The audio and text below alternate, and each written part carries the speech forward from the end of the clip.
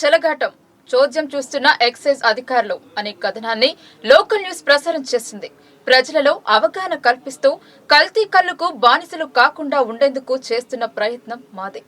కానీ రింగ్ మాస్టర్లు మాత్రం నిషాబాద్ గా మారుస్తూ జేబులు నింపుకొని ప్రాణాలను తీస్తున్నారు.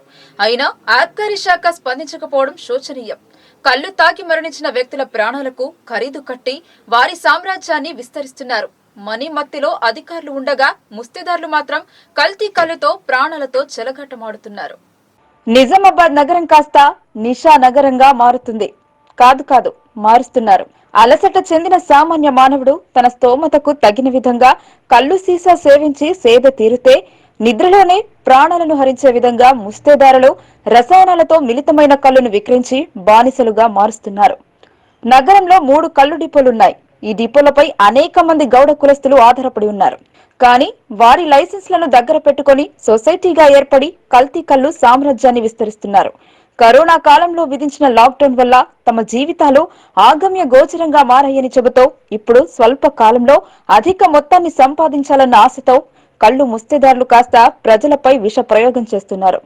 గతంలో సీసాలలో విక్రయించిన కల్లును ఇప్పుడు ప్లాస్టిక్ ప్యాకెట్ గా యంత్రంతో తయారు చేసి మార్కెట్లోని దుకాణాలకు సరఫరా చేస్తున్నారు.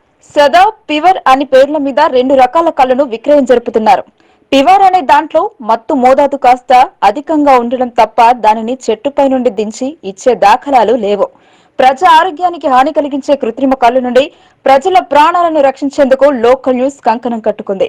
వీరి వ్యాపారానికి ఎవరు అడ్డు రాకుండా ఉండేందుకు గాను సంబంధిత ఎక్సైజ్, పోలీస్, పొలిటికల్, కుల సంఘాలు తరఫా పెద్ద మనుషులను వారి చేతిలో పెట్టుకుని ఈ కల్తీ వ్యాపారాన్ని కొనసాగిస్తున్నారు. తెలంగాణ ప్రభుత్వం గీత కార్మికుల శ్రేయస్సు కోసం బడ్జెట్ లో ప్రత్యేక నిధిని కేటాయించి కల్తీ చేయకుండా ఉండేందుకు ఈత మొక్కలను అందించి వాటిని పెంచి దాని ద్వారా వచ్చిన కల్లును విక్రయించాలని ఆదేశించింది. కానీ చెట్లు నాటడం లేదు. దీనికి బదులు యంత్రాలను తెచ్చి ఆల్ఫోజం, చక్రిన్, యూరియా, కుంకుడుకాయ రసం, పలు రకాల మిశ్రమాలతో కల్లు ప్యాకెట్ తయారు చేసి విక్రయం చేస్తూ జేబులు నింపుకుంటున్నారు. కల్తీ కల్లుకు అలవాటు పడిన వారు కాస్త ఒక్కసారిగా కల్లులో నిషా మోతాదు తక్కువైతే వారి నాడీ వ్యవస్థ దెబ్బతిని ఫిట్స్ రావడం, అదే సమయంలో ప్రాణాలు కోల్పోయే పరిస్థితి సైతం నెలకొంటుంది. గీతా వృత్తిదారులు స్వచ్ఛమైన కల్లుకు బదులు కల్తీ కల్లుతో వ్యాపారం చేయడం జిల్లాలో పరిపాటిగా మారింది. నగరంలోని 1వ డిపోలో కల్లు తయారీ విధానాన్ని లోకల్ న్యూస్ చిత్రీకరించింది. యంత్ర సహాయం తక్కువ సమయంలో ప్యాకెట్లు తయారు చేసి సరఫరాకు సిద్ధం చేస్తున్నారు. ప్రాణాలను హరించే అవశేషాలను ఇందులో కలిపి కల్తీ చేస్తున్నా అధికారులు ఎందుకు స్పందించడం లేదనేదే పెద్ద ప్రశ్నగా మారింది. ఎంత మొత్తంలో వీరు అధికారులకు మామూళ్లను సమర్పిస్తున్నారు అనేది ప్రజలు ఆలోచన చేస్తున్నారు. ఒకవేళ ఎవరైనా మరణిస్తే వారి ప్రాణాలకు వెలకట్టిస్తున్నారు. ఇలాంటి ఘటనలు నగరంలో పలు సందర్భాలలో అనేకం జరిగాయి. కానీ పోలీసు కేసు కాదు, ఆబ్కారీ శాఖ దాడులుండవు. అంతా కల్తీ కల్లు రాజకీయం.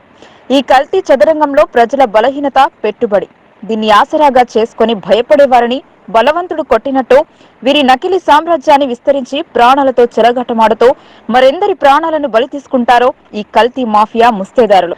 ఇకనైనా ముస్తేదారుల ఆగడాలకు అడ్డుకట్ట పడుతుందా లేక మరింత రెచ్చిపోతారా అనేది వేచి చూడాల్సిన సమయం ఆసన్నమయ్యింది. కల్తీ మీద అధికారులు స్పందించని పక్షంలో అప్పుడు ఉంటుంది అసలు సినిమా. ఇప్పటికైనా కల్తీకి మంగళం పాడాలని ఆశిద్దాం. లేని పక్షంలో లోకల్ న్యూస్ ప్రజల పక్షాన నిలబడి కల్తీ నివారణ అయ్యే వరకు కథనాలను ప్రసారం చేస్తూనే ఉంటుందని విన్నవిస్తున్నాం.